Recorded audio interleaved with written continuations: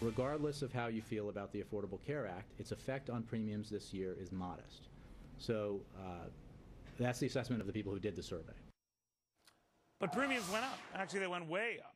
Wasn't it the president's health care law that was supposed to bring those costs down? White House Press Secretary Jay Carney responding to a new study that shows quite the opposite. The cost for companies offering health care plans jumping nearly 10% last year and topping $15 grand for the first time ever for the average American family, and that is coverage for that family.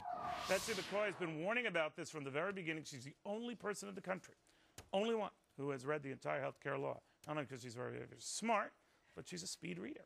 Very good to have you, Betsy. Thank you. You did warn about this, but you're saying it doesn't end here, right? No, the early provisions of this law, kids on the plans till 26, no copay for preventive care, no annual caps on benefits, drive up premiums. There's no tooth fairy. You get no, more. that's not free. If you that's going to cost. No such thing as free. Exactly. Secondly, as more people are unemployed or earning less than they did, that means more people are eligible for Medicaid, the government program, and that government program shortchanges hospitals and doctors, paying them on average 86 cents for every dollar of care. So further pushing up the premium. Right, because the doctors and hospitals turn around and to make ends meet, charge the privately insured more, and that pushes up premiums. Not entirely guilt-free, right? I mean, you deal with insurance companies all the time. I certainly do.